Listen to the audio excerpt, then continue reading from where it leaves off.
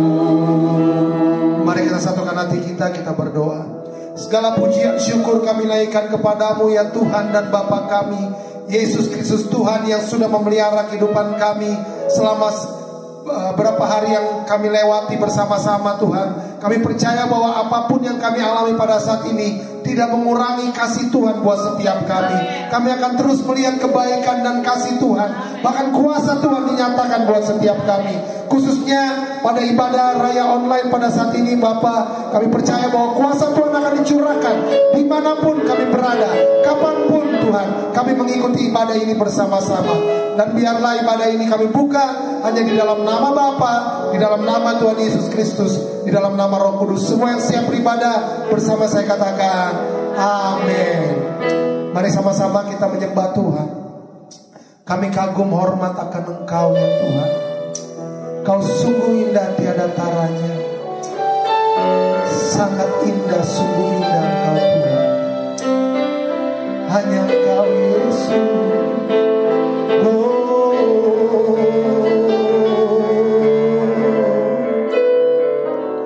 Kau sungguh indah tiada taranya. Sungguh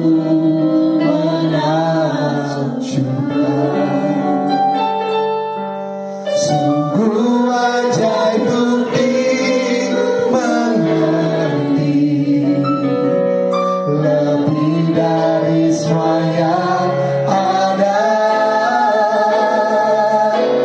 Hikmat-Mu tiada terselami, kasih-Mu dalam tak terduga. Kau sungguh indah tiada taranya, mulia dan berkuasa. Ku kagum hormat akan Engkau. Ku kagum hormat akan Kau Yesus, Kau Yesus.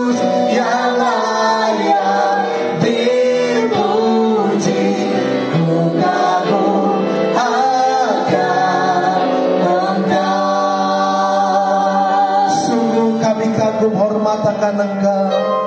Kau sungguh indah tiada tara, sungguh menakjubkan, sungguh ajaib untuk dimengerti, lebih dari semua yang ada.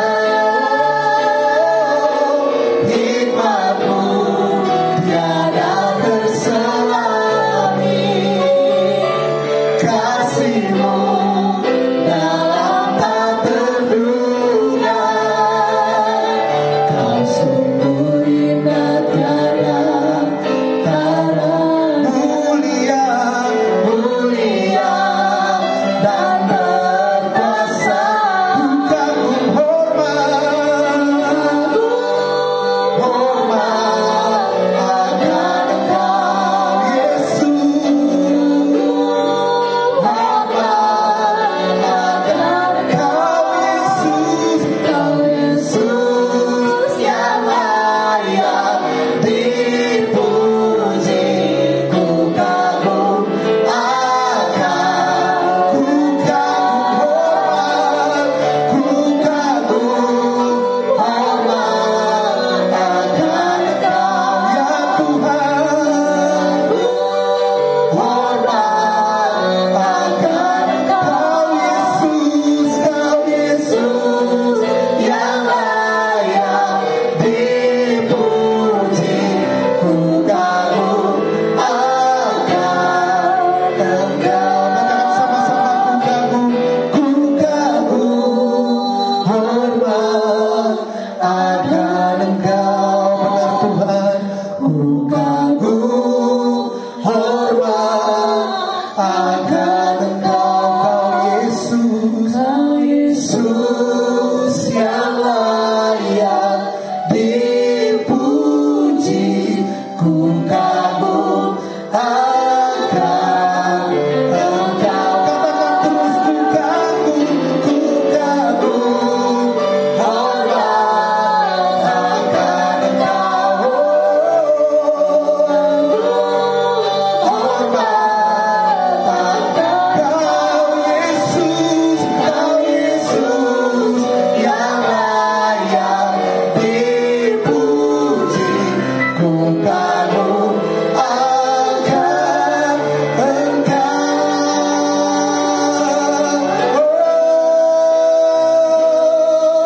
Kami kagum hormat kepadamu Yesus Tuhan. Haleluya. Kau yang layak terima segalanya Tuhan. Kau mati dan bangkit bagi kami. Kau terima segalanya. Kau tebus dosa kami Tuhan. Terima kasih Bapa. Terima kasih Yesus. Terima kasih Roh Kudus. Haleluya. Ini kami Tuhan menyembah-Mu dalam roh dan kebenaran. Sebab Kaulah kebenaran kami, Kaulah jalan kami Tuhan, Kaulah kehidupan untuk selamanya. Haleluya. Glory bagi-Mu Tuhan. Kau yang layak, Kau yang layak Tuhan. Haleluya. Hosana, Hosana bagi-Mu Yesus. Haleluya.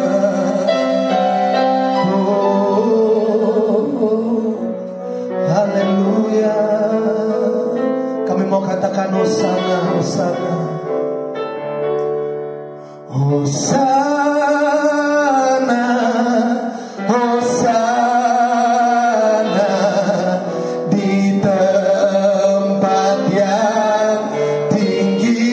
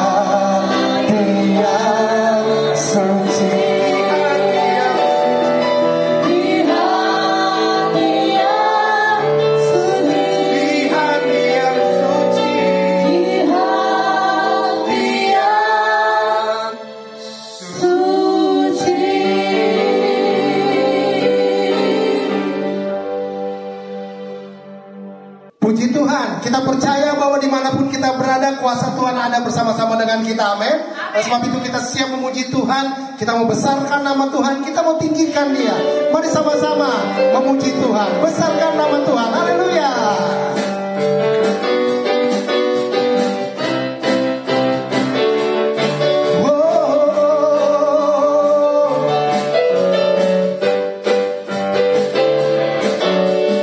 Besarkan nama Tuhan, pujilah Dia. Kemurahannya besar, tiada terkira. Aku tak dapat balas betapa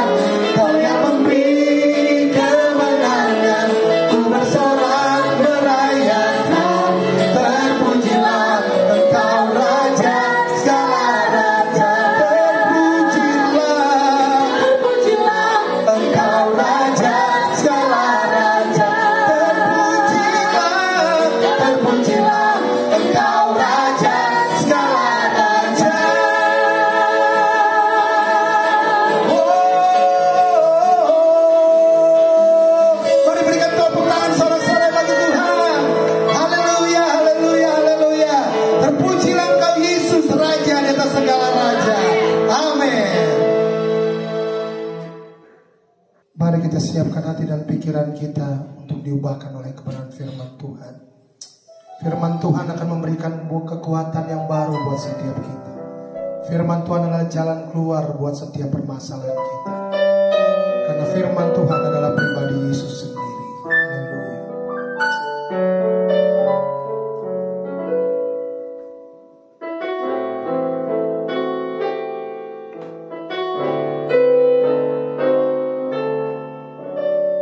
Bila hati terasa berat, tak seorang pun mengerti bebanku. Ku tanya Yesus, apa yang harus ku buat? Dia berfirman, mari datanglah. Dia selalu pedulikan aku. Ku datang Yesus, kau pikul segala bebanku. Oh, sujud di altarnya, ku bawa hidupku, ku terima anugerahnya, diampuniku dan bebaskanku. Dia ubah hidupku, barui hatiku, sesuatu terjadi saat datang di altarnya. Mari sama-sama nyanyikan pujian ini, katakan bila hati terasa berat. Bila hati terasa berat, tak seorang pun mengerti bebanku. Ku tanya Yesus, apa yang harus ku buat? Dia berfirman, mari datanglah. Dia selalu peduli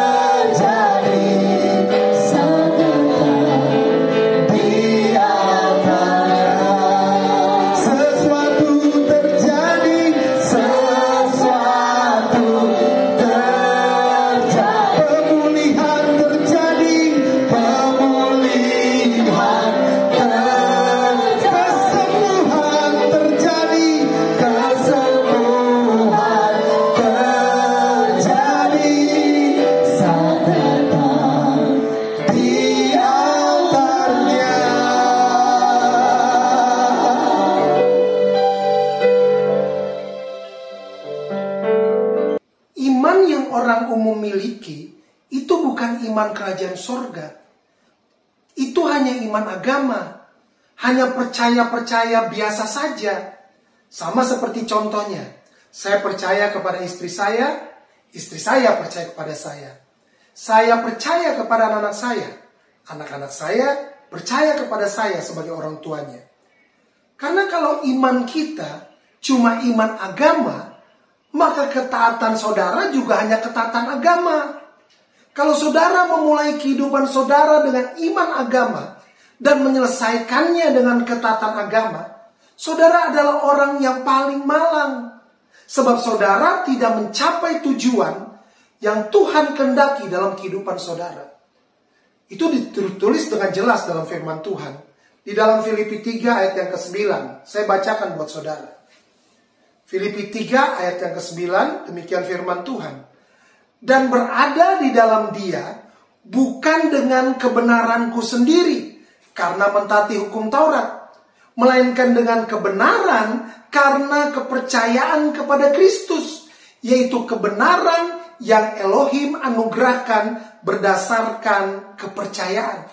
Paulus menulis kepada jemaat di Filipi bahwa kebenaran dia, ketaatan dia, bukan karena kebenaran agamawi, bukan karena kebenaran melakukan hal-hal yang secara agamawi, melainkan dengan kebenaran karena percaya kepada Yesus.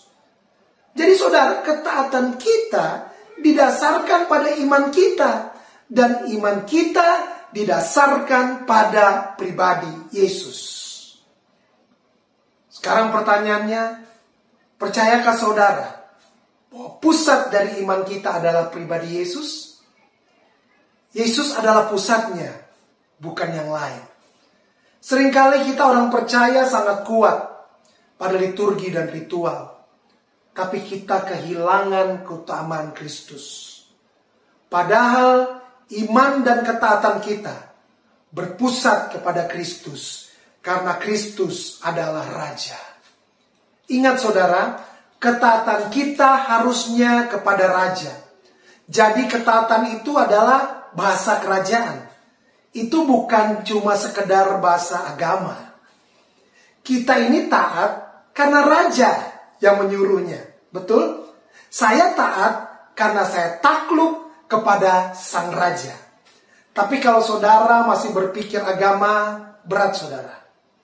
Agama memberikan kepada saudara ketaatan yang palsu. Rasul Paulus bilang, Filipi 3 ayat 5-6. Aku taat. Filipi 3 ayat 5-6, saya akan bacakan buat saudara. Aku disunat pada hari ke-8 dari bangsa Israel, dari suku Benyamin, orang Ibrani asli. Tentang pendirian hukum Taurat, aku orang atau sekte Farisi, itu sekte yang paling tinggi. Tentang kegiatan, aku penganiaya jemaat. Tentang kebenaran dalam mentaati hukum Taurat, aku tidak bercacat. Luar biasa. Ini kehidupan Paulus sebelum berjumpa dengan Kristus. Lalu Paulus bilang pada waktu itu, ketaatannya itu sungguh-sungguh. Dia bersungguh-sungguh melakukan semuanya.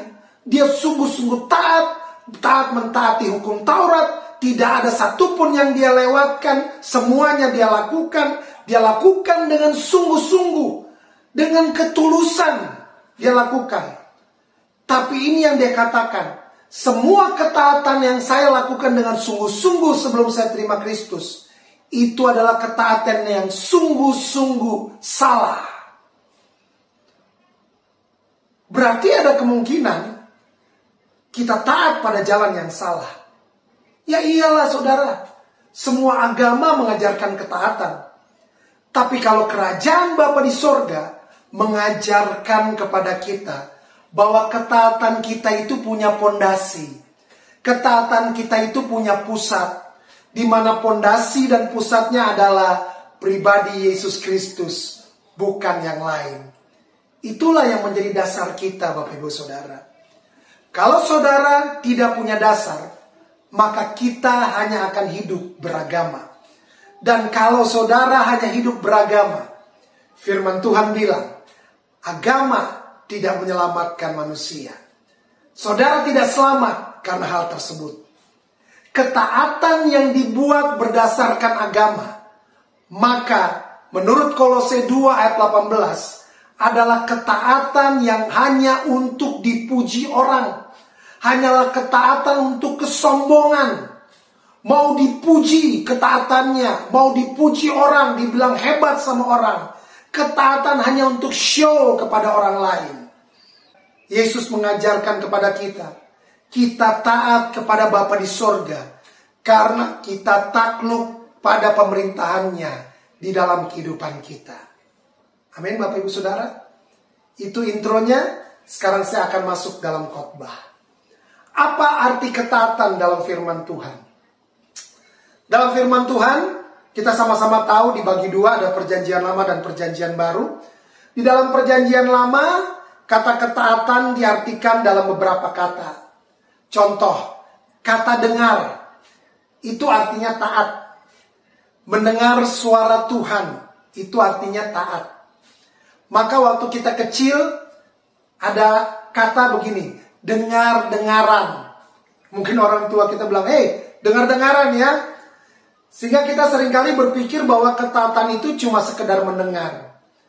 Tapi firman Tuhan dalam perjanjian lama juga menuliskan bahwa kata taat, selain diartikan mendengar, ketaatan juga punya pengertian percaya penuh, berserah penuh. Ketaatan juga punya pengertian tindakan yang sesuai atau bertindak sesuai. Itu kata-kata yang dipakai di dalam perjanjian lama. Makanya Bapa yang di sorga bilang, kalau kamu mendengarkan suaraku. Kalau saudara baca di perjanjian lama, kalimat itu sering muncul. Semua perintah Tuhan kepada Musa begitu. Kalau kamu mendengarkan suaraku, maka akan baik-baik keadaanmu. Sebab kata taat di dalam perjanjian lama punya pengertian dengar dan lakukan. Tapi kalau di dalam perjanjian baru, sudah agak berbeda kata taatnya. Kata taat di perjanjian baru artinya sudah menjurus kepada penundukan diri kepada suatu pemerintahan. Itu di perjanjian baru. Ketaatan lebih kepada pemerintahan mutlak yang turun atas kita, sehingga kita tidak punya pilihan lain kecuali melakukannya. Itu kata taat di dalam perjanjian baru.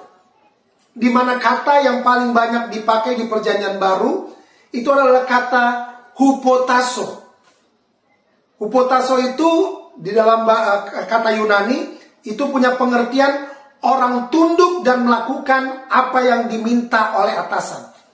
Jadi sekali lagi hupotasso.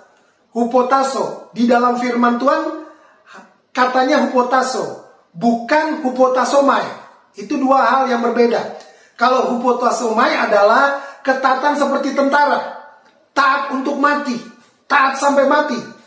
Jadi saya kasih contoh, ketaatan hupotassomai itu artinya begini. Kalau komandan saudara suruh lompat dari lantai 20, ya harus lakukan. Orang itu harus lakukan, prajurit harus lakukan. Tapi kata hupotassomai tidak ada di dalam firman Tuhan, nggak ada. Yang ada adalah kata hupotasso. Hupotasso artinya begini, kita taat melakukan sesuatu karena kita mengenal, karena kita punya hubungan dengan yang memerintahkan kita. Amin Bapak Ibu Saudara. Itu kata taat di dalam perjanjian baru. Kita taat karena cinta, karena Tuhan Yesus sudah lebih dahulu mencintai kita. Makanya kita taat kepada Tuhan. Tapi bukan hanya cinta, tapi juga suatu bentuk penundukan diri. Suatu bentuk penyerahan diri. Bahwa gini, saya setuju. Saya memutuskan untuk mengikuti apa yang Tuhan perintahkan. Apa yang Tuhan katakan buat saya. Nah, firman Tuhan mengajarkan kepada kita bahwa ketaatan kita kepada Raja itu merupakan tanda bahwa kita menundukkan diri kita pada satu pribadi. Dan pribadi itu adalah Raja di atas segala raja. Oleh sebab itu mari kita perbaiki konsep ketaatan kita selama ini. Di mana mungkin kita seringkali berpikir bahwa ketaatan cuma sekedar taat saja. Saya lanjutkan. Mengapa ketaatan sangat penting? Karena ketaatan itu merupakan cara kita untuk memanifestasikan kebenaran Tuhan atau kebenaran daripada kerajaan sorga. Sekali lagi, ketaatan sangat penting karena ketaatan itu merupakan cara kita untuk memanifestasikan kebenaran Tuhan atau kebenaran kerajaan sorga. Kita lihat sama-sama ayatnya di 2 Korintus 4 ayat yang kedua. 2 Korintus 4 ayat yang kedua, saya akan bacakan buat saudara. Tetapi kami menolak segala perbuatan tersembunyi yang memalukan.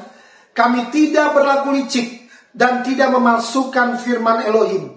Sebaliknya, kami menyatakan kebenaran.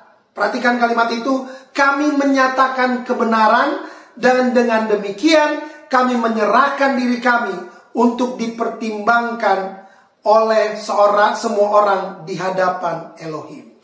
Kalau dalam bahasa Inggrisnya, saya akan bacakan buat saudara dalam terjemahan King James Version bahasa Inggris. Dikatakan gini, but by manifestation of the truth, commending ourselves to every man's conscience in the sight of God. By manifestation of truth. Perhatikan kalimat itu. But by manifestation of the truth. Bagaimana kita memanifestasikan kebenaran. Nah, itu prinsipnya saudara. Disinilah mengapa ketaatan itu adalah hal yang paling penting dalam kehidupan saudara dan saya sebagai anak-anak daripada Bapa di sorga. Karena itu saya mau katakan, ketaatan tidak bisa digantikan dengan cara yang lain.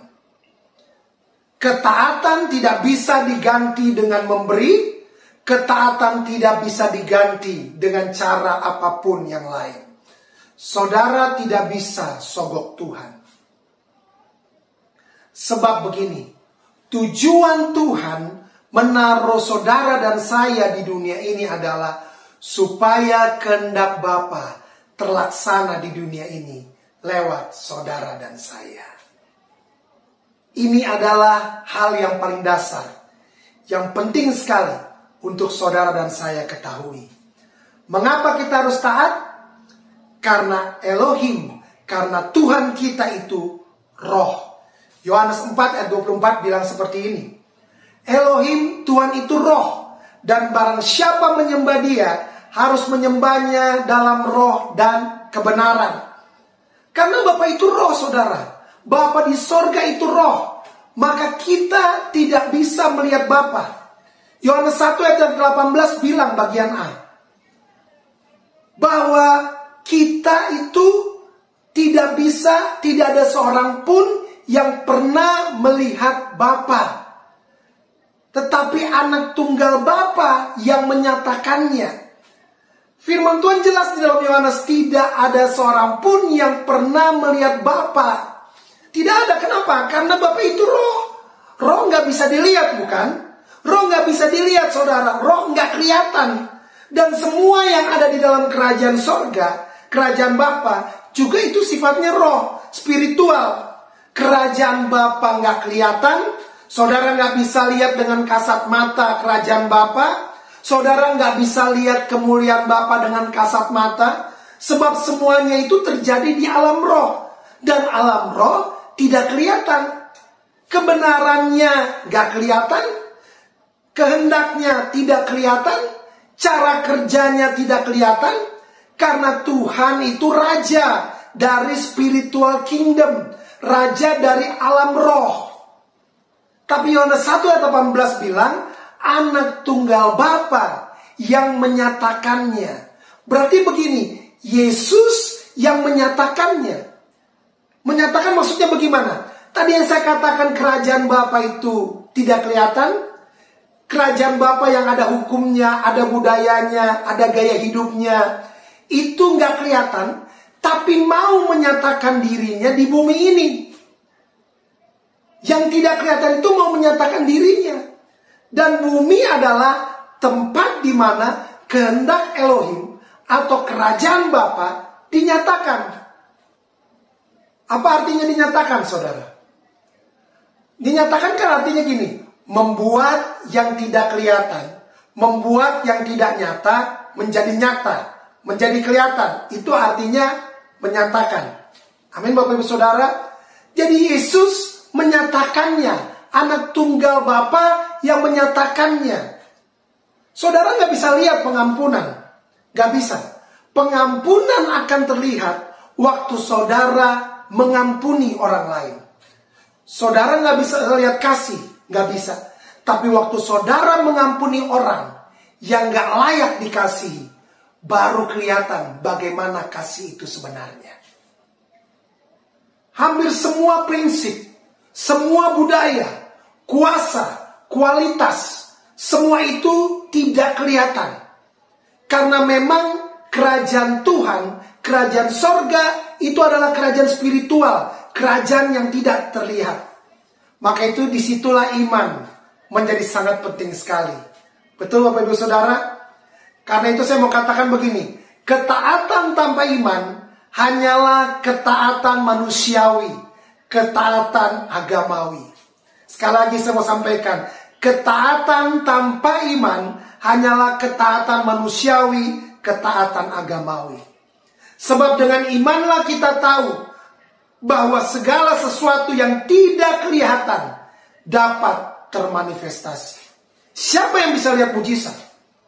Saudara nggak bisa lihat mujizat secara kasat mata. Sebab mujizat tidak terlihat sampai mujizat termanifestasi di bumi ini. Amin Bapak Ibu Saudara. Disinilah kita ketahui bahwa ketaatan itu adalah memanifestasikan segala sesuatu yang tidak terlihat menjadi terlihat di muka bumi ini. Amin. Jadi kalau ayat yang sering kita dengar dikatakan doa Bapa kami yang sering kita doakan di dalam Matius 6 ayat 10, kalimatnya bilang begini, datanglah kerajaanmu, jadilah kehendakmu di bumi seperti di sorga. Kerajaannya yang tidak terlihat, kehendaknya yang tidak terlihat di bumi, maka itu yang harus kita buat. Kita harus buat dengan cara apa? Kita harus mentaati kehendak Bapa, supaya kehendak Bapa termanifestasi di dalam kehidupan saudara dan saya. Saya mau tunjukkan kepada saudara di dalam firman Tuhan, ada sebuah cerita diceritakan begini. Ada orang yang mentaati, tapi tidak memiliki pemahaman bahwa yang dia taati ini adalah untuk menyatakan sesuatu yang tidak kelihatan menjadi sesuatu yang kelihatan. Saudara mungkin sering dengar atau saudara pernah baca dalam kisah anak sulung dan anak yang bungsu. Atau seringkali kita sebut dengan kisah anak yang hilang. Seringkali orang mengkhotbahkan tentang anak yang bungsu dalam perikop tersebut. Padahal kalau kita belajar sama-sama narasi firman Tuhan, tujuan Yesus pada waktu itu sebenarnya bercerita bukan tentang anak yang bungsu. Tujuan Yesus menceritakan utamanya adalah tentang anak yang sulung. Sebab pada waktu itu Yesus mau memberitahu pada orang-orang Farisi dan ahli Taurat bahwa mereka itu salah, di mana fokus mereka pada hal yang lahiriah. Seringkali kita juga seperti itu saudara, kita fokus kepada hal yang lahiriah, padahal yang sebenarnya yang harus dimanifestasikan adalah hal yang tidak kelihatan. Ceritanya begini, ada anak yang bungsu pergi. Saya akan ceritakan. Ada anak yang bungsu pergi, kemudian dia pulang. Si bungsu itu sudah habiskan harta, saudara. Dia habiskan harta bapaknya, dia pulang dan diterima oleh bapaknya kembali. Bapaknya peluk dia, kasih dia cincin, jubah, dipakaikan sepatu, dan setelah itu bapaknya buat pesta yang besar. Bapaknya potong anak lembu. Mereka menari-nari, mereka berpesta dengan sukacita di rumah mereka. Tiba-tiba anak yang sulung pulang dari kerja. Anak yang sulung pulang dari ladang. Waktu dia sampai di rumah, dia dengar dan dia tanya sama hamba-hambanya, "What party is this, man?" Ada party apa ini? Dia tanya sama hamba-hambanya, si anak yang sulung. Hamba-hambanya bilang, "Begini tuanku, adikmu ini baru pulang. Bapakmu seneng banget ketemu sama adikmu. Saking senangnya, bapakmu buat pesta untuk adikmu." Maka firman Tuhan menulis, kalau saudara baca, maka si sulung ini marah. Si sulung marah dan kemudian dia beri argumentasi bahwa dia berhak marah. Ini sama menggambarkan begini saudara. Kalau orang taat bukan karena hubungan dengan Yesus, suka marah-marah kalau keinginannya tidak ditaati. Itu yang terjadi dengan si sulung. Dia marah dan dia berkata, "Pak, anak yang main pelacur itu, anak yang menghabiskan hartamu, dia pulang dan bapak potongkan dia lembu." Kemudian si sulung berargumentasi, "Saya, Pak, saya ini sudah setia kepada bapak. Saya tidak pernah melanggar perintah bapak." Dua hal ini yang sulung katakan kepada bapaknya. Yang pertama, dia setia. Yang kedua, dia taat. Gak pernah melanggar perintah bapak. Tapi saudara perhatikan bahwa ada sesuatu yang tidak terlihat di baliknya. Dari sebenarnya apa yang menjadi dasar yang salah. Dia katakan begini, "Bapak kasih makan adik saya yang baru pulang, bapak potongkan lembu. Tapi saya yang sudah bertahun-tahun setia, yang selalu taat, gak pernah dipotongkan anak kambing." Ternyata yang maunya anak ini cuma anak kambing. Kemudian bapaknya jawab anak ini. Ini menyedihkan saudara. Bapaknya jawab begini, "Anakku, ya ampun, kamu memperhambakan dirimu kepadaku untuk upah. Padahal semua milikmu ini adalah milikmu juga. Semua yang apa aku punya, itu kamu punya juga." Bapaknya bilang begitu saudara. Nah, apa yang bisa kita pelajari dari cerita anak sulung ini? Ketaatan orang percaya, seringkali ketaatan yang anak-anak Bapa di sorga lakukan, bukan untuk memanifestasikan kebenaran kerajaan sorga. Ketaatan mereka seringkali hanya untuk mengambil sesuatu buat diri mereka. Sama seperti yang sulung. Dia taat, dia setia, dia lakukan semua perintah Bapa. Cuma satu tujuannya, tadi dia katakan, supaya dapat anak kambing. Dia lakukan sesuatu untuk buat dirinya sendiri, supaya dia dapat mendapatkan sesuatu buat dirinya. Saya mau katakan begini saudara, kalau ketaatan saudara hanya untuk mengambil buat diri saudara, bahkan saya mau katakan gini, kalau saudara, ketaatan saudara hanya untuk supaya saudara bisa masuk surga, saya katakan hari ini, bertobat. Mungkin agak keras saudara, tapi bertobat buat saya adalah, mari kita merubah cara berpikir. Kalau saudara taat hanya untuk mendapatkan sesuatu, kalau ini selama ini saudara taat kepada Tuhan, saudara mencoba untuk taat supaya saudara mendapatkan sesuatu, saudara kejar ketaatan untuk diri saudara sendiri, maka saudara tinggal sebagai orang yang agamawi. Saudara tidak menunjukkan pemerintahan Tuhan dalam kehidupan saudara.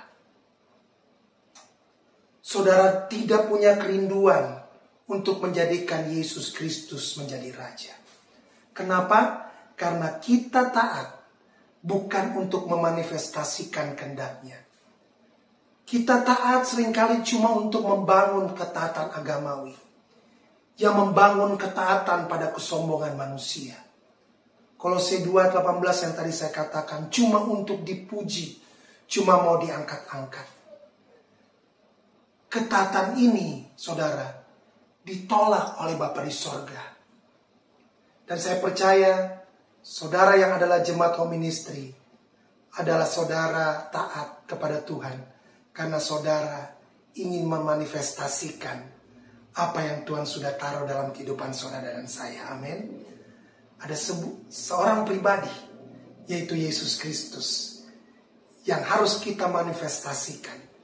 Kita taat karena kita ingin memanifestasikan apa yang di dalam, bukan untuk mendapatkan apa yang dari luar.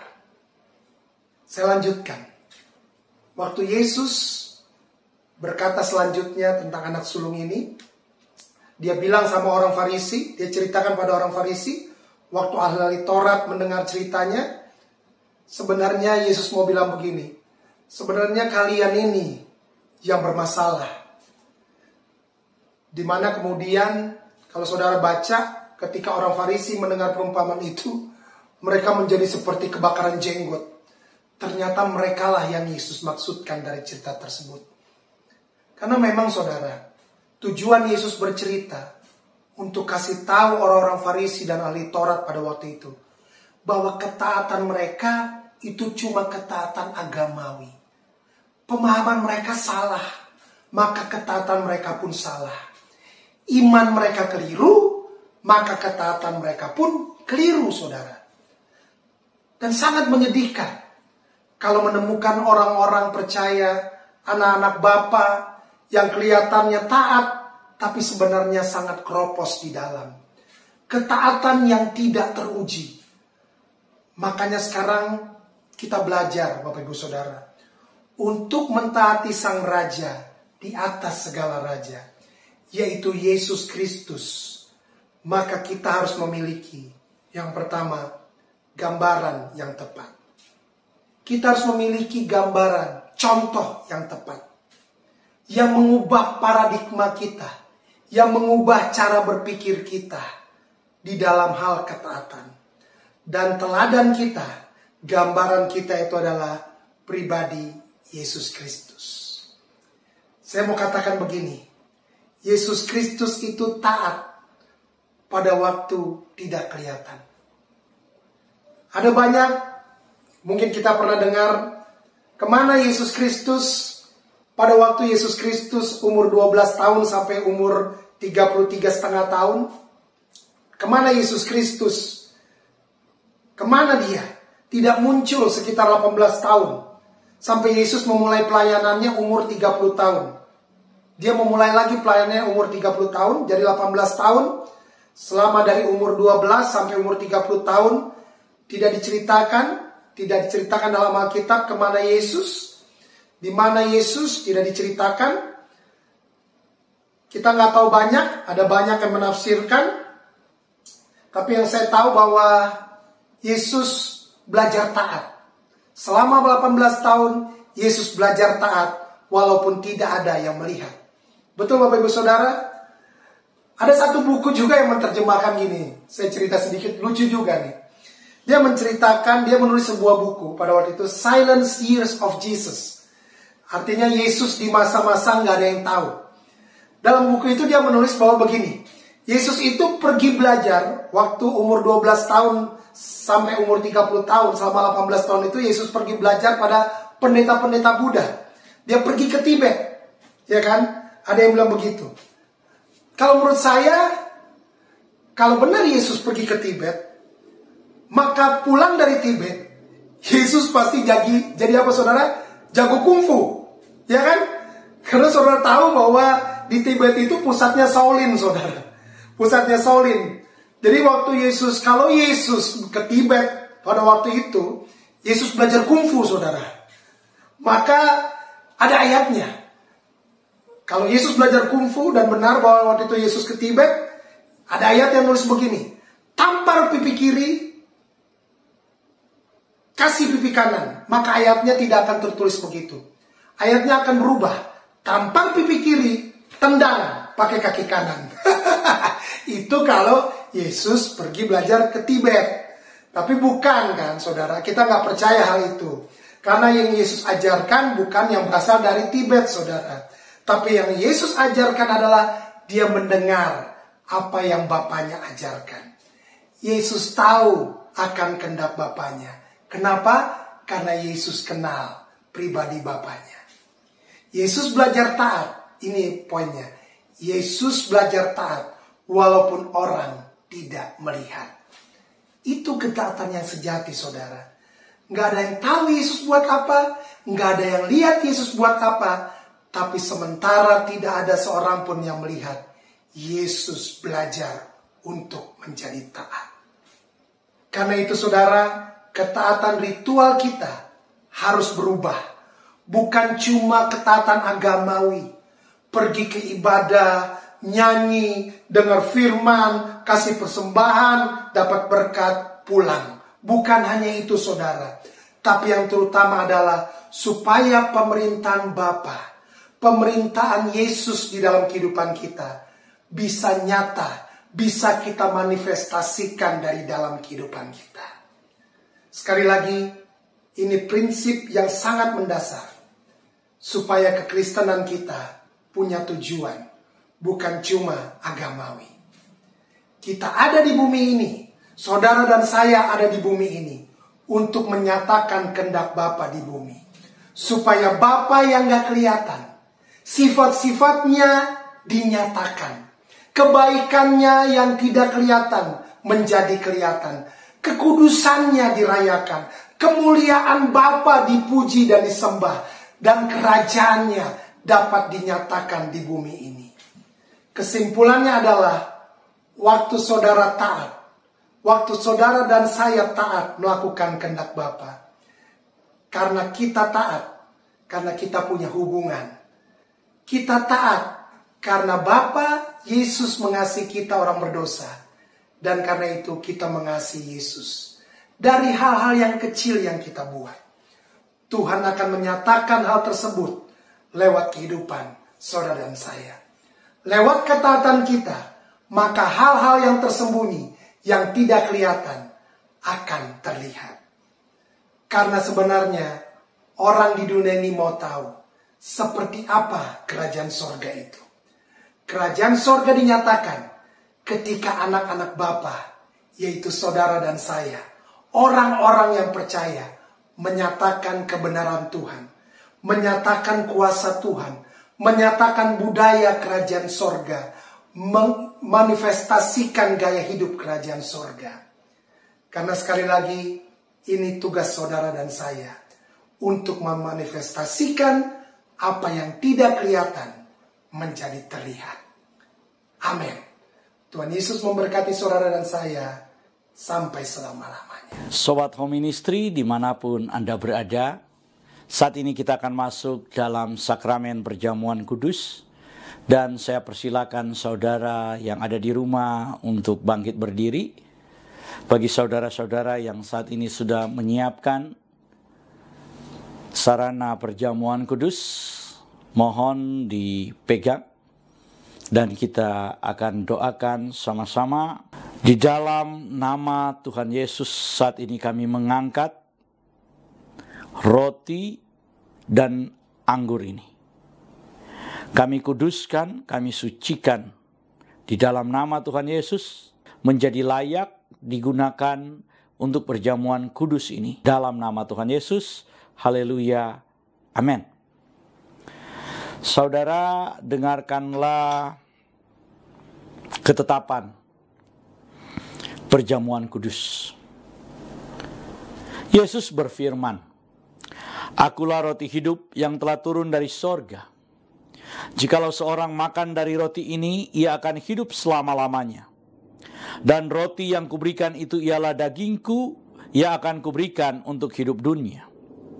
Maka kata Yesus kepada mereka, "Aku berkata kepadamu, sesungguhnya jikalau kamu tidak makan daging anak manusia dan minum darahnya, kamu tidak akan mempunyai hidup dalam dirimu. Barang siapa makan dagingku dan minum darahku, ia mempunyai hidup yang kekal, dan aku akan membangkitkan dia pada akhir zaman. Sebab dagingku adalah benar-benar makanan, dan darahku adalah benar-benar minuman. Barang siapa makan dagingku dan minum darahku, ia tinggal di dalam aku dan aku di dalam dia. Sama seperti Bapa yang hidup mengutus aku dan aku hidup oleh Bapa, demikian juga barang siapa yang makan aku akan hidup oleh aku. Inilah roti yang telah turun dari sorga, bukan roti yang dimakan nenek moyangmu dan mereka telah mati. Barang siapa makan roti ini, ia akan hidup selama-lamanya.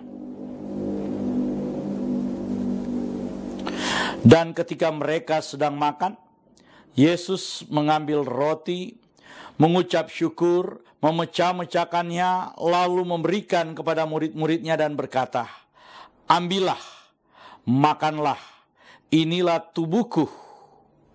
Sesudah itu Tuhan Yesus mengambil cawan, mengucap syukur, lalu memberikannya kepada mereka sambil berkata, "Minumlah kamu semua dari cawan ini, sebab inilah darahku, darah perjanjian yang ditumpahkan bagi banyak orang untuk pengampunan dosa." Kalau saudara percaya bahwa roti dan anggur ini adalah penyatuan dengan tubuh Tuhan Yesus Kristus, mari kita angkat lebih tinggi dari kepala kita, dan mari kita sama-sama mengaku, dalam nama Tuhan Yesus, saya percaya inilah tubuh dan darah Tuhan Yesus. Kalau saya makan tubuh Tuhan Yesus Kristus dan minum darah Tuhan Yesus, maka saya percaya semua dosa-dosa saya telah diampuni oleh Tuhan. Saya percaya kalau saya makan tubuh Tuhan Yesus dan minum darah Tuhan Yesus, maka semua kutuk telah dipatahkan. Saya percaya kalau saya makan tubuh dan minum darah Tuhan Yesus, maka semua sakit penyakit saya telah disembuhkan. Saya percaya kalau saya makan tubuh Tuhan Yesus dan minum darah Tuhan Yesus, maka saya mendapat bagian dalam tubuh Kristus, dan saya akan diberi tubuh kemuliaan, dan Tuhan akan mengangkat saya ketika Tuhan Yesus datang di awan-awan yang permai untuk menyatu dan bertemu dengan Dia. Saya percaya inilah tubuh dan darah Tuhan Yesus Kristus. Kita angkat lebih dulu tubuh Tuhan Yesus Kristus dan kita berkata, inilah tubuh Tuhan Yesus Kristus dalam nama Tuhan Yesus. Kita minum darah Tuhan Yesus Kristus dan kita berkata dalam nama Tuhan Yesus Kristus.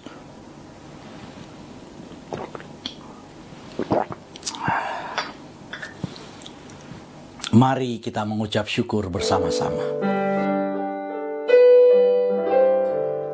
Karya terbesar dalam hidupku, pengorbananmu yang selamatkanku.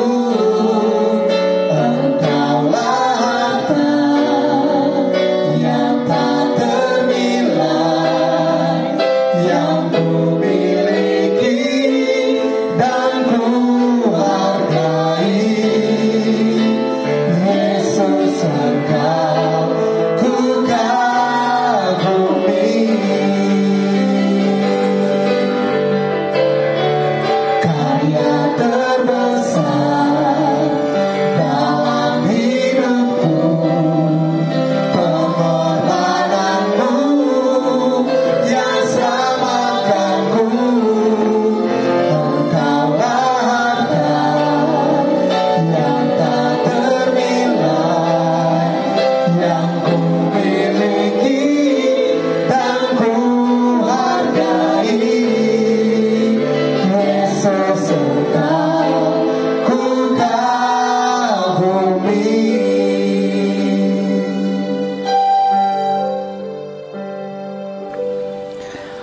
Jemaat Tuhan, kita sudah ada di penghujung ibadah kita hari ini.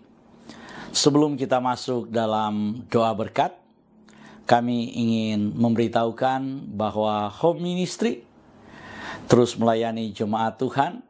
Dan Sobat Home Ministry, atas nama Gembala Sidang Home Ministry, yaitu Pastor Doni Toisuta, kami mengucapkan terima kasih atas semua partisipasi saudara-saudara, atas semua kehadiran saudara dalam mengikuti ibadah pada hari ini.